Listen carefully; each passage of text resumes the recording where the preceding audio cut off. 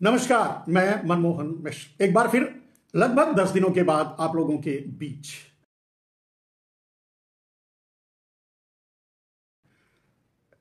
आप जानते हैं, कुछ 10 दिनों तक मैं आप लोगों के बीच इसलिए नहीं आया क्योंकि 5 किलो अनाज से नरेंद्र मोदी के दिए हुए आप खुशी खुशी त्योहार मना ही रहे होंगे। मैं नहीं चाहता था कि मेरी कड़वी बातें आप लोगों की दिवाली खराब करें या आपको कोई तकलीफ पहुंचे। इसके लिए फिर से अपनी कड़वी बातों के साथ आपके बीच आ चुका हूं। दोस्तों, आज बात नरेंद्र मोदी की। वैसे भी आप जानते हैं कि मैं नरेंद्र मोदी के अलावा किसी के बारे में बात नहीं करता। वैसे भी भारत में अब 2 ही आदमी या 3 ऐसे या कुछ 2, 4, 10, 20 जिन पर बातें की जा सकती हैं, वो हैं हमारे नरेंद्र मोदी और बहुचर्चित अडानी भाई, साहा भाई और जो भी है गुजरात भाई भी ही सब कुछ हैं इस देश के इस समय। तो बात किस पर की जाए? उन्हीं पर। आज भी बात उन्हीं की होगी। मेरे दोस्त, 2-3 दिनों से बहुत चर्चा चल रही है अडानी को लेकर। इस समय सीधे अडानी का नाम इसलिए लेना पड़ रहा है क्योंकि बात अंतरराष्ट्रीय स्तर की है, अंतरराष्ट्रीय घोटालों की है। लेकिन घोटाला भारत में ही हुआ है, बात अंतरराष्ट्रीय स्तर से आई है। आपको पता ही होगा, सोशल मीडिया से आपको गोदी मीडिया, डाबर मीडिया, सुपारी मीडिया, मतलब समझ गए होंगे। ये आपको किसी भी कीमत पे अडानी भाई के बारे में, मोडानी भाई के बारे में, मोदी भाई के बारे में चर्चा नहीं करेगी, बात नहीं करेगी। सोशल मीडिया अपने तरफ से लाती है, बात करती है। कुछ बेचारे पत्रकार जो संघर्ष कर रहे हैं, लड़ रहे हैं देश का लोकतंत्र बचाने के लिए, देश बचाने के लिए। अब तो देश ही खतरे में आ गया है। बचाने के लिए बस उतना ही सीमित बचा हुआ है आप तक जो पहुंच जाए सूचना आप तक पहुंच चुकी है वॉशिंगटन पोस्ट के एक खबर को लेकर जो उसने जारी किया, छापा। अब उस पर बवाल मचा हुआ है। लोग कह रहे हैं अडानी के घोटाले में नरेंद्र मोदी शामिल हैं, अडानी को फेवर किया, अडानी को। इसके लिए अडानी का नाम भी लेना पड़ रहा है।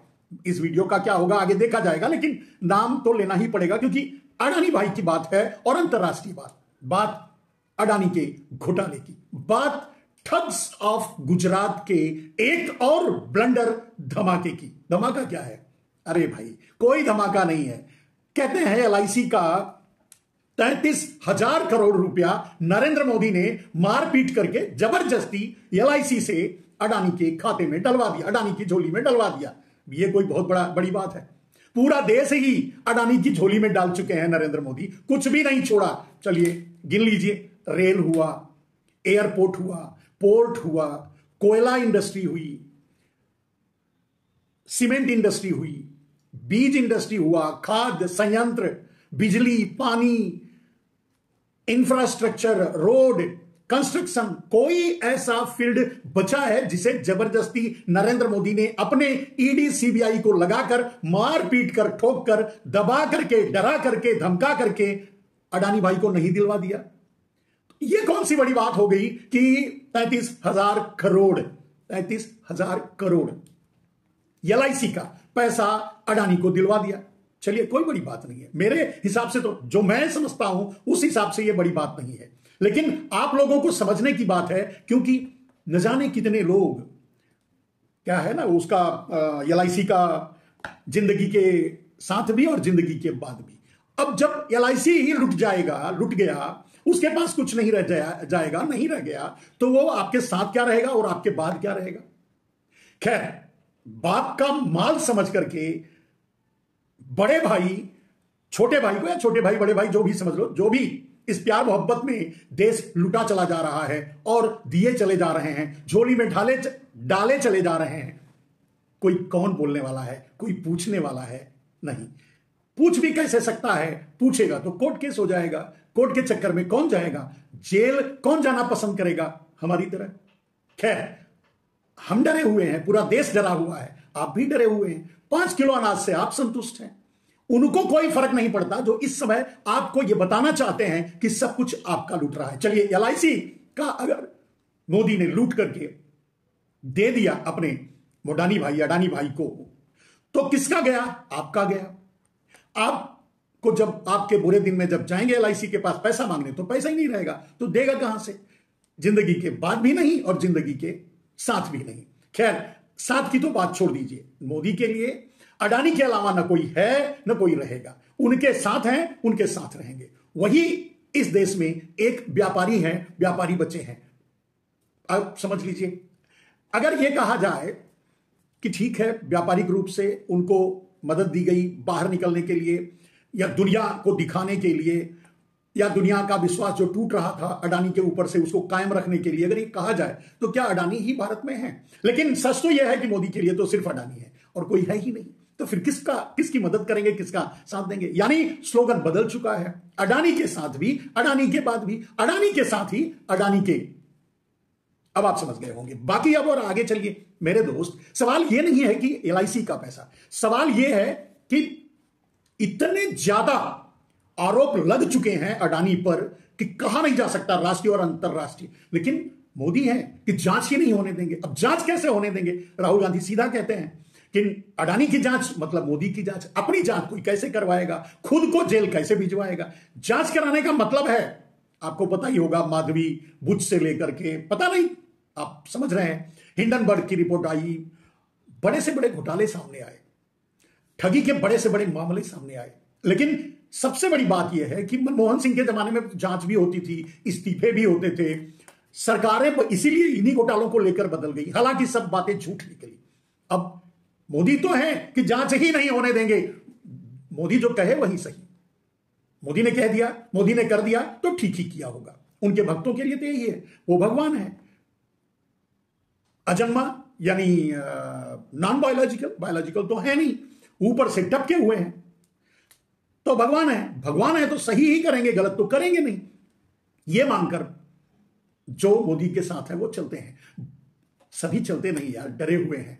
एक बात बताओ, भारतीय जनता पार्टी का किसी से भी पर्सनल फोन करके पूछ लो, फोन पर रिकॉर्डिंग हो जाएगी, ऐसा सोच करके नहीं बोलेंगे, पर्सनल मिले तो पूछ लो मोदी के बारे में क्या बोलते हैं, कैसी कैसी बातें बोलते हैं। जानते वो भी हैं कि क्या घोटाला है, क्या गड़बड़ है, क्या सब कुछ चल रहा है, लेकिन बोले तो क्या बोले, कहें तो क्या कहें, ये समस्या है। सवाल ये है कि क्या ये 33,000 करोड़ जो LIC का नरेंद्र मोदी ने अडानी की झोली में डाल दिया, अडानी की जेब में डाल दिया, सिर्फ यही, इसके अलावा कुछ नहीं? मेरे दोस्त, मैंने अभी कहा कि पूरा देश ही अडानी के हवाले नरेंद्र मोदी ने कर दिया। कुछ बचा है? कुछ बचा है तो बोलिए, कुछ बचा हो, आपके आसपास कुछ दिखाई दे रहा हो जो अडानी से रिलेटेड ना हो तो बोलिए। हर जगह नाम तो बता ही दिया, हर जगह, सब जगह जो भी बिक रहा है, 2 बेच रहे हैं, 2 खरीद रहे हैं, थोड़ा बहुत अपने अंबानी भाई को भी दे देते हैं, ये जताने के लिए कि और दूसरे व्यापारियों का भी ख्याल रखते हैं नरेंद्र मोदी। लेकिन सिर्फ गुजरातियों का ख्याल रखते हैं, गुजराती माफियाओं का, गुजरातियों का ख्याल नहीं रखते। वो बेचारे तो दर दर भटक रहे हैं, डांकी बन करके दूसरे देशों में भाग भाग करके रोजी रोटी कमाने जा रहे हैं, वो तो और भी मर रहे हैं। चाहे किसान, वहां भी किसान आत्महत्या कर रहे हैं, वहां भी सब कुछ वही हो रहा है जो पूरे देश के साथ नरेंद्र मोदी कर रहे हैं, अडानी अंबानी को छोड़ करके। ऐसे कुछ माफिया और ऐसे कुछ चोर, उनका साथ नरेंद्र मोदी का हाथ, मान के चलिए। लेकिन यह मत मान लीजिए कि LIC तक ही सब कुछ हुआ है। मेरे दोस्त, मैंने कहा इस देश का नहीं कुछ तो, चलिए मैं नहीं कहता, बाबा रामदेव ने कहा, कन्हैया रामदेव ने कहा, ठग रामदेव ने कहा, व्यापारी रामदेव ने कहा, जो भी कहा कि 400 लाख करोड़ रुपया विदेशों में जगह, RSS ने कहा, दूसरे न जाने कितने भगवा दलालों ने कहा, जो आज भी दलाली का मुंह में डाल करके चुपचाप बैठे हुए हैं। दलालों ने कहा आएगा तो ये हो जाएगा, जाएगा तो ये हो जाएगा, सबको, मोदी ने खुद ही कहा 15-20 लाख हुई सबको मिल जाएगा, उसे तो खुद ही जुमला बोल दिया। सवाल यह है कि वो था या नहीं था, ये भी नहीं है, सवाल यह है कि वो था, और यह भी तो सवाल है कि अब वो बढ़ भी गया, 50% और बढ़ गया विदेशों में काला धन, यानी 400 लाख का 600 लाख करोड़ हो गया।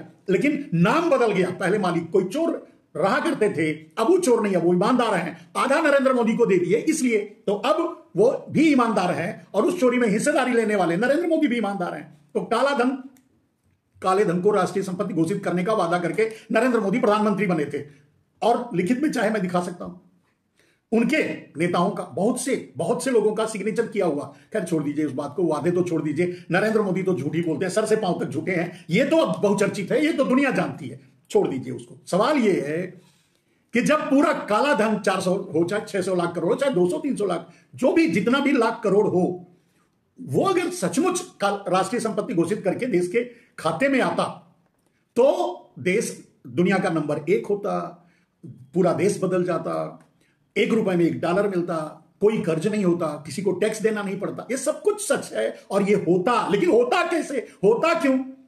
नरेंद्र मोदी को तो सारे पैसे चुरा करके, दबा करके अडानी को देना था दे दिए। उतने के बाद भी अडानी का पेट नहीं भरा। उन्हीं पैसों से तो नरेंद्र मोदी ने अडानी को नंबर 1 पर पहुंचाया। बाकी ध्यान रखिएगा, आज भी पैसा विदेशों में जमा है भारत के काले चोरों का नाम बदल गया है। पहले भारत के बहुत से जगह जगह के चोर हुआ करते थे, अब सिर्फ एक जगह के यानी ठग्स ऑफ गुजरात का वहां पैसा जमा है, के नाम से वहां जमा है। पहले किसी और के नाम से भी रहा होगा, बंटवा करके वहां जमा है। और आज भी अगर आए तो बहुत कुछ हो सकता है। जब तक मोदी है तब तक तो ना आएगा ना होगा। खैर, ये छोड़ दीजिए। सवाल यह है कि इतना सब कुछ लूट करके भी नरेंद्र मोदी का पेट नहीं भरा है, अडानी का पेट वो नहीं भर पाए हैं। सवाल अब यह प्रश्न है कि क्या 80 करोड़ लोगों के हाथों में भीख का कटोरा थमाने के बाद भी संतुष्ट नहीं है नरेंद्र मोदी? क्या भारत माता के हाथ में नरेंद्र मोदी उनके हाथ का झंडा निकाल करके, आप भारत माता का चित्र देखते होंगे जिसमें हमारा तिरंगा उनके हाथ में है, तो वो तिरंगा हटा करके कटोरा थमा के जाएंगे? मुझे तो ऐसा ही लगता है। खैर, बिहार में चुनाव है, आप पूरे देश के लोग हैं, आम जनता है। चाहे जहां भी जैसे भी नरेंद्र मोदी लूट रहे हैं, वो सिर्फ और सिर्फ आम आदमी का लूट रहे हैं, गरीबों का लूट रहे हैं, भिखारियों का लूट रहे हैं, मजदूरों का लूट रहे हैं, किसानों का लूट रहे हैं, किसी उद्योगपति का नहीं लूट रहे। और लूट करके अडानी अंबानी को दे रहे हैं, दूसरे उद्योगपतियों को भी लूट रहे हैं, लूट करके अडानी अंबानी को दे रहे हैं। ना भारतीय जनता पार्टी में सबके सब ताली बजाने वाले हो गए छक्के, ना उनमें हिम्मत है बोलने की, ना और किसी में हिम्मत है बोलने की। कोई बोल नहीं पा रहा है। मोदी जो चाहे कर रहे हैं। इंतजार कीजिए। मैंने कहा कि भारत मां के हाथों में भी नरेंद्र मोदी झंडा निकालकर, तिरंगा निकालकर, भीख का कटोरा थमाकर जाएंगे तो जरूर।